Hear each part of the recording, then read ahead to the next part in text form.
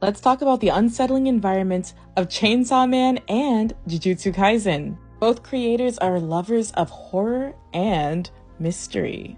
Our subject is oftentimes hidden amongst the grime and heavy details of their environment.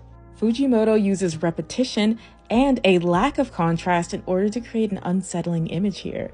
We see the repeated shapes of the apartment complex, the squares, but something that shouldn't be there disrupts this pattern: an unclothed woman. One of my favorite images is almost half negative space. So we see a high amount of contrast, but again, our subject matter is hidden within the high amount of detailing, all this railing. The diagonals add this sense of movement, which is perfect for Angel who's falling. And there's this sort of floatiness to it, because of course it again matches with what's happening here with Angel. He's gently floating downwards, but it is a bit unsettling because we don't know where he's landing, where he's going to. In this image, our subject again is hidden. Reize is in a low contrast area, but we have these strong diagonals and high contrast in the diagonals that lead our eye to where we should be looking, at Reize. And it still feels a bit unsettling because of this dark corridor that she's lingering in. Where does it lead to? What's waiting for her?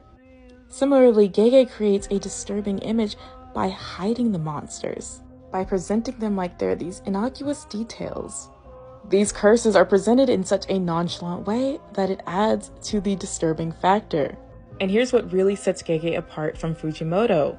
These images have companion images. Here we see Nanami resting in a similar way to the curse that was sitting there before. So we get these before and afters where the sorcerer showed up and took care of the problem. And this is absolutely perfect for the type of work that we know the Jujutsu sorcery is.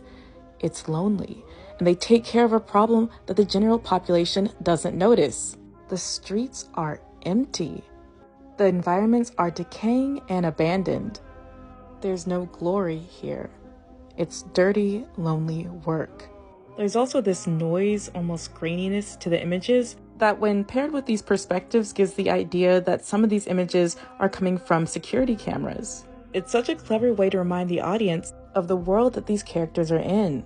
Curses go largely unnoticed, just as the sorcerers who vanquish them do.